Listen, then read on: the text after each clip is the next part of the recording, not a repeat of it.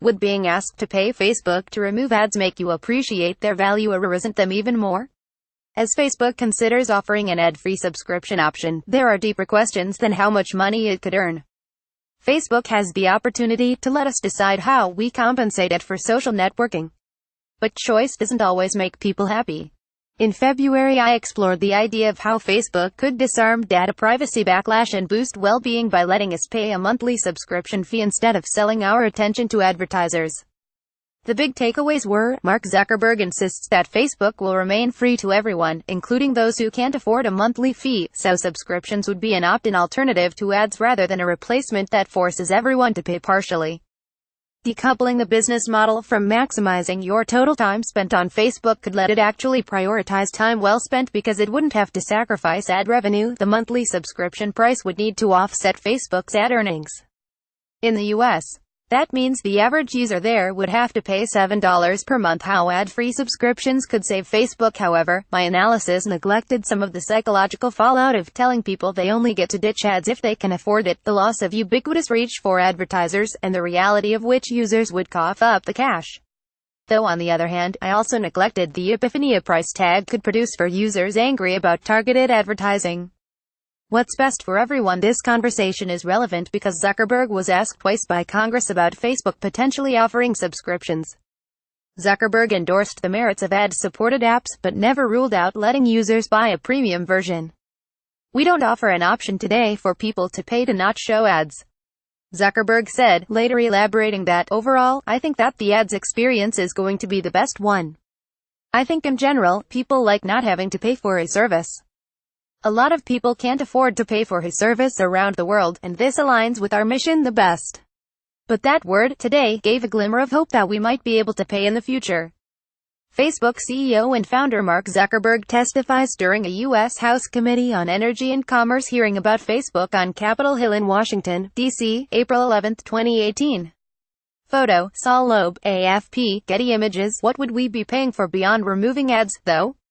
Facebook already lets users concerned about their privacy opt out of some ad targeting, just not seeing ads as a whole.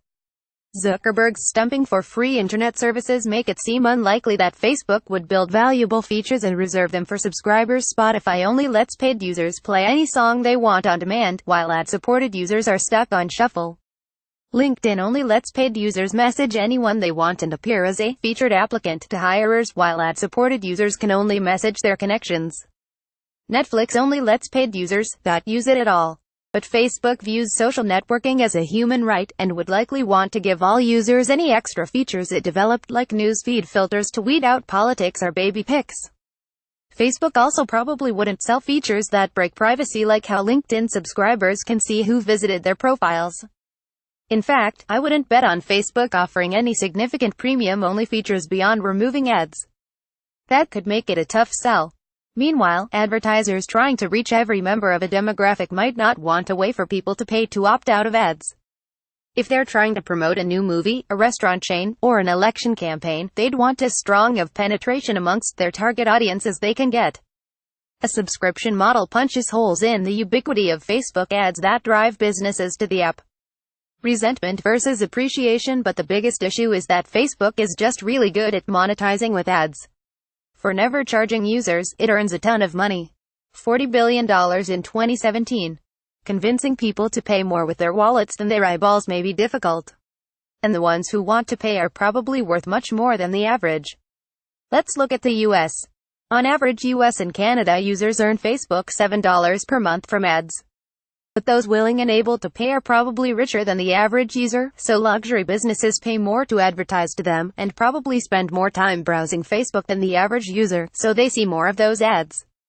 Brace for sticker shock, because for Facebook to offset the ad revenue of these rich hardcore users, it might have to charge more like $11 to $14 per month. With no bonus features, that price for something they can get for free could seem way too high. Many who could afford it still wouldn't justify it, regardless of how much time they spend on Facebook compared to other media subscriptions they shell out for. Those who truly can't afford it might suddenly feel more resentment towards the Facebook ads they've been scrolling past unperturbed for years. Each one would be a reminder that they don't have the cash to escape Facebook's data mines. But perhaps it's just as likely that people would feel the exact opposite, that having to see those ads really isn't so bad when faced with the alternative of a steep subscription price.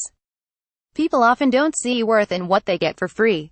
Being confronted with a price tag could make them more cognizant of the value exchange they're voluntarily entering.